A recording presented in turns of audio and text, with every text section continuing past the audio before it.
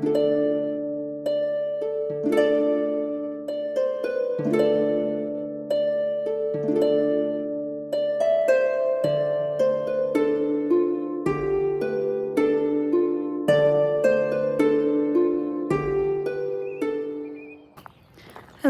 I'm just here back in Ireland, one of my favourite places in the whole wide world, and it is a beautiful, gorgeous March day. It's actually 18 degrees, which is just wild. Apparently it's going to rain for the rest of the week, so I'm just appreciating this right now. All the animals have come out. Where is she? Oh, pussycat. This cat actually just arrived one day. There's now 4 cats who are living here, and my mum didn't adopt any of them. They literally just showed up, and she's like the friendliest cat ever. So don't know where she's come from. She's asked around, no one knows. So she just likes living here. She's just chilling. And on the day that she arrived, we were making moussaka, so we called her Moose. And the little chickens are out as well. Hopefully you can hear me, it's not too windy. But yeah, I just thought I would say hello and walk around a little bit and just show you what's been going on. So as I said, it's March, which means that the world is kind of like, it's starting to wake up. You can see the daffodils are out, there's other flowers and things like that, but this is a rare day. It's usually not quite this warm. So this is the pond that my mum and her partner dug. It's huge. It's probably about 100 foot long. It's full of frog spawn. There are fish in there, so many different insects, a whole load of water mint as well. And now for the sad bit. So there was a storm recently in Ireland, a really pretty hefty one. They actually had no power at all for 10 days. Unfortunately, the polytunnels did not enjoy that experience, so at the minute they're just there. They're not tunnels at all, so just trying to figure out when's best to put it back on and reinforce it. As you can see, everything is just kind of laid bare, which is quite sad. Oh, little kitty cat. And then this one as well.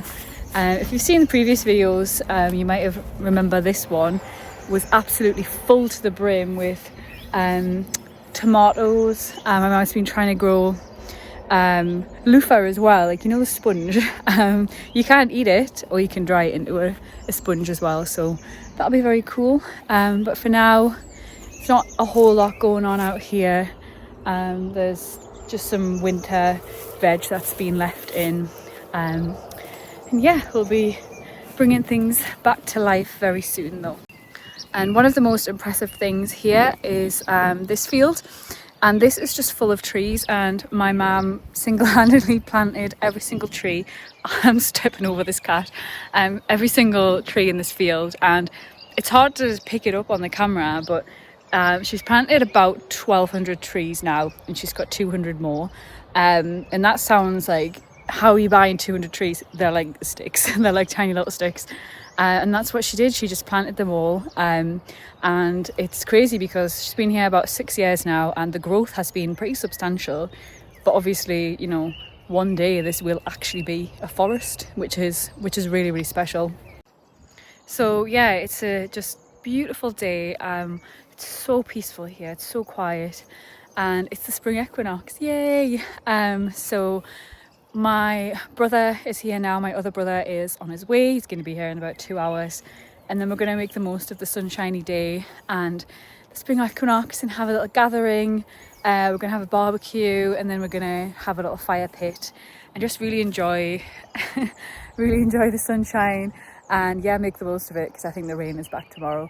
But yeah, I just wanted to show you that, and yeah, just show you around the house and the landscape and all of the beautiful things here, and then yeah, hopefully see some cool stuff as well. So I'm looking forward to spending the week here. Everywhere you turn here, there will be some kind of animal following you, or probably many animals, and it definitely takes some getting used to make sure you don't stand on anyone.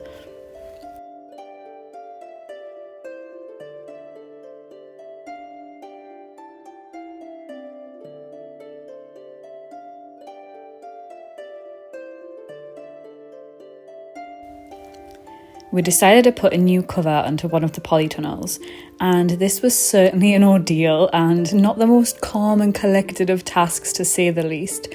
Every single person was needed here, and it was a lot of hard work, but we managed to get it back on and buried the cover deep into the ground.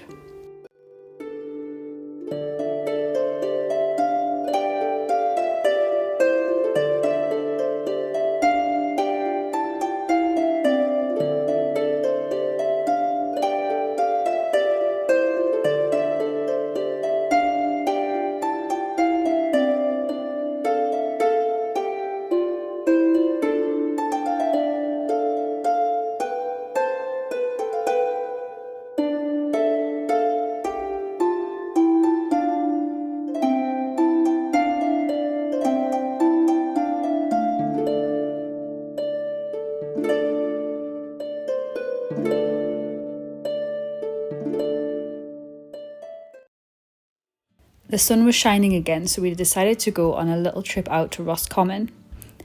The park here has a mythological sculpture trail with many of the characters from the tale of the Cattle Raid of Cooley, which is an old Irish myth, and that was really interesting to see. Roscommon Castle is a medieval castle built in 1269 by the English justiciar Robert de Ufford. It was a stronghold that was meant to keep the locals in check, but as you might have guessed, it didn't work. The Irish took it back in the 14th century, and from there it changed hands many more times. Fast forward to the 17th century, and Cromwell's forces came knocking, by which I mean they pretty much blew it to pieces, and it has lain in ruin ever since.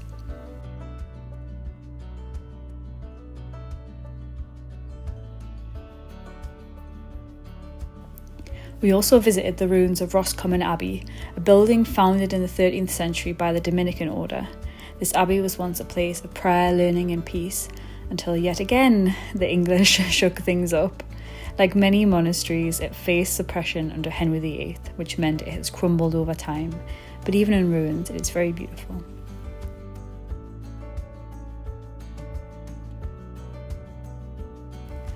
We stopped to have a look around the town as well, which actually has some really nice little gift shops, including one of my favourites called Timepieces.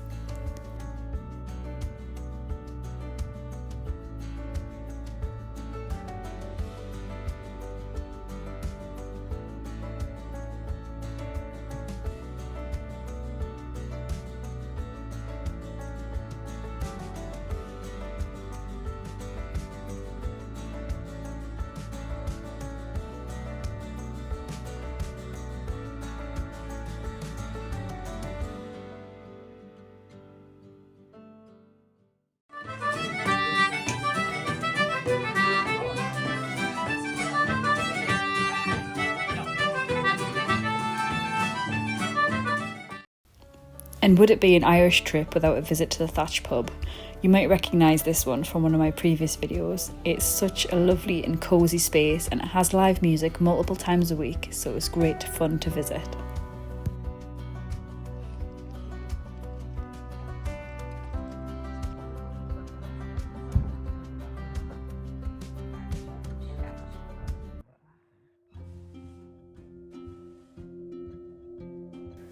The next day we headed to a place called the Gleniffe Horseshoe, which has some of the most breathtaking views.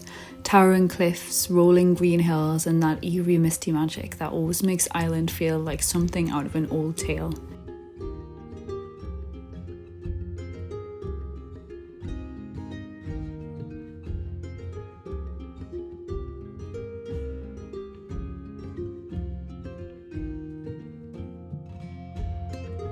Not far was Streedagh Beach, where the wild Atlantic waves crash against the shore. A beautiful, if a little blustery spot for a walk.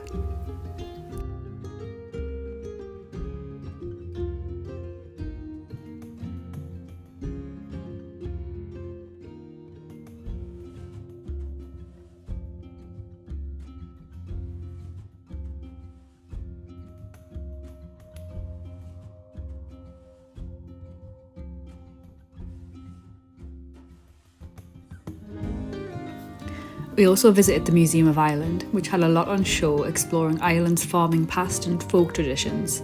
They had a section for each of the seasonal celebrations, which I found super fascinating. And of course, I was so happy to see the infamous carved Samhain turnip, the ancestor of the modern Halloween pumpkin.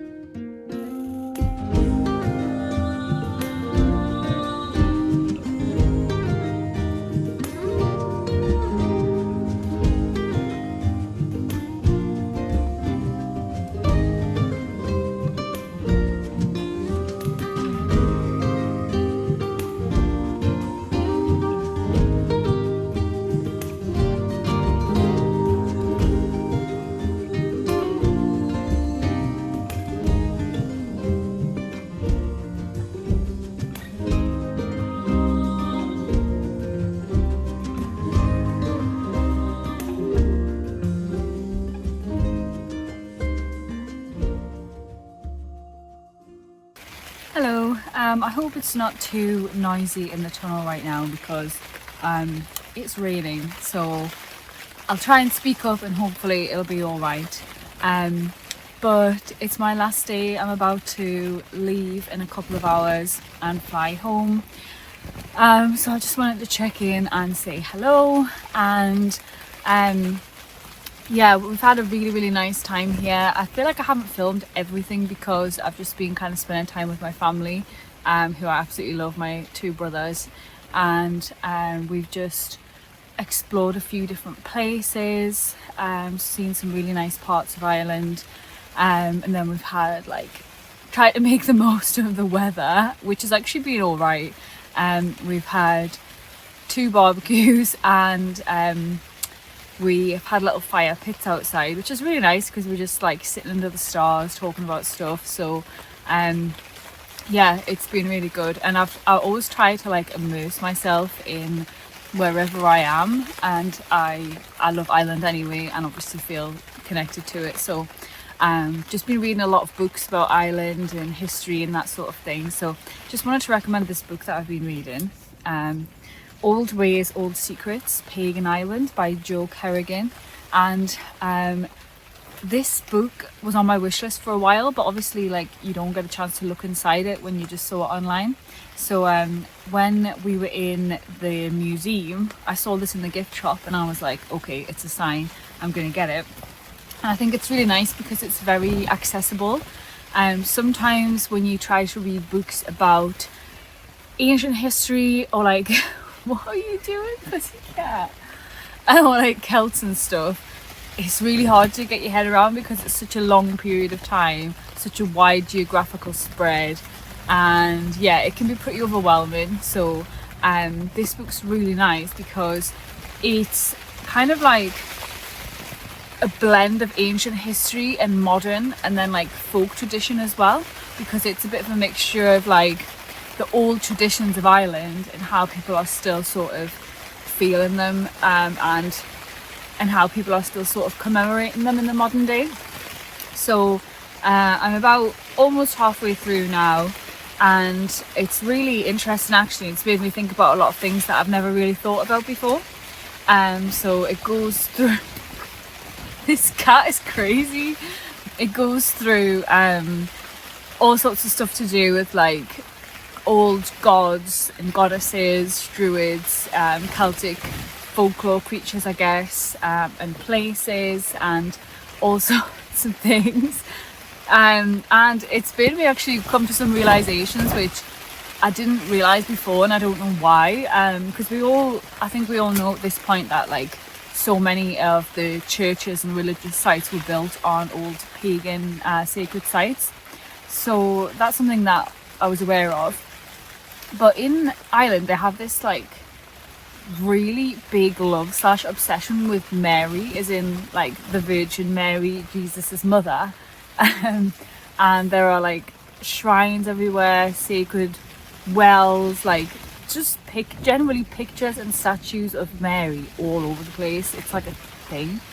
In this book she was talking about how the religion of Ireland used to be with Danu, the mother goddess, and about how she thinks that the Irish mind, if you will, has sort of taken Mary under that, and these sites would be like maybe sites for worshipping Danu, or maybe that's something that's still in like the Irish imagination, is like the sense of looking for a mother goddess type figure, which is why they love Mary so much. So loads of little interesting insights like that in this book, and loads of really interesting things as well, and really well researched, a lot of sources and stuff. So I would recommend this book.